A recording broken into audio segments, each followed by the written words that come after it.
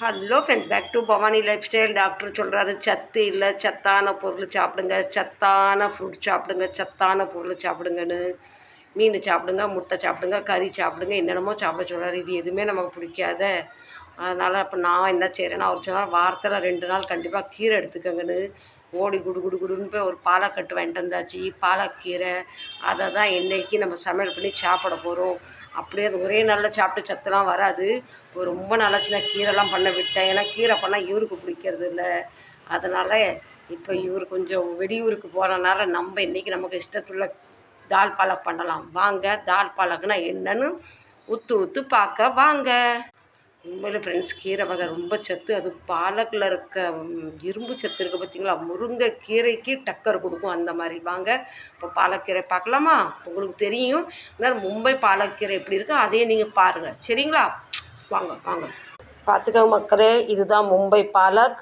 உங்கள் ஊர்லேயும் இந்த பாலக் இப்படி தான் இருக்குமான்னு சொல்லுங்கள். இதில் பஜ்ஜி போட்டு சாப்பிட்டா ரொம்ப டேஸ்ட்டாக இருக்கும். இதை தான் இன்றைக்கி நம்ம தால் பாலக் வைக்க போகிறோம். ஓகே, அதுக்கு 2 வெங்காயம், 3 தக்காளி, கொஞ்சம் பச்சை மிளகா, கொஞ்சம் பூண்டு, இதெல்லாம் பறிஞ்சு ரெடி பண்ணிடுவோம்.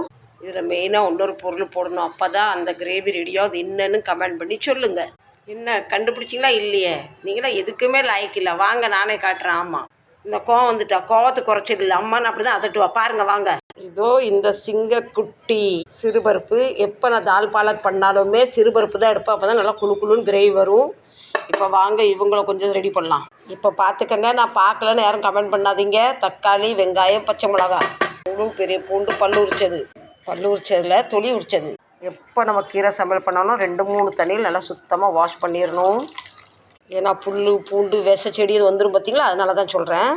நீங்கள் நினைக்கலாம் கிச்சன் மாதிரி இல்லையே, நான் ஹாலில் சும்மா அப்படி உட்காந்துட்டு தனியாக இருக்கேன் பார்த்தீங்களா, கிறுக்கச்சி மாதிரி இங்கே உட்காந்து டைம் பாஸ் பண்ணிக்கிட்டு இருக்கேன். சப்போர்ட் பண்ணுங்கள்.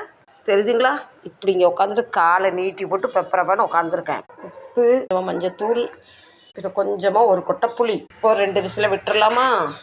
இப்போ உன்னிப்பாக நீங்களாம் கவனிக்க வேண்டிய செய்தி, நம்ம கீரை கழுவுன தண்ணியை வேஸ்ட்டாக கீழே கொட்டக்கூடாது. நான் எங்கே கொட்டுறேன் பாருங்கள். நம்ம மனுஷனுக்கு எப்படி கீரை சத்து ரொம்ப முக்கியமோ, அது மாதிரி செடிக்கு சத்தான தண்ணியில் ரொம்ப முக்கியம். செடியில் அப்படியே ஊற்றி விட்டுருங்க. என்னை பொறுத்த வரைக்கும் எந்த பொருளும் வேஸ்ட் பண்ணக்கூடாது. என்னோட குறிக்கோள் அதுதான். ஓகே, இப்போ நம்ம தால் பாலக் என்ன சொல்கிறோன்னு பார்க்கலாமா. இப்போ தக்காளி அக்கா, கீரை அக்கா, வெங்காயம் அக்கா, பருப்பு அக்கா எல்லாம் ஒன்றா ஆகிட்டாங்க. இப்போ தாளிச்சிக்கலாம். கரண்டி வச்சு லேசாக இப்படி செஞ்சோன்னா பூ போல் எல்லாம் குழுன்னு ஆகிட்டு. ஒரே ஒரு மிஸ்டேக் பண்ணிட்டேன், நான் காயம் போட மறந்துட்டேன்.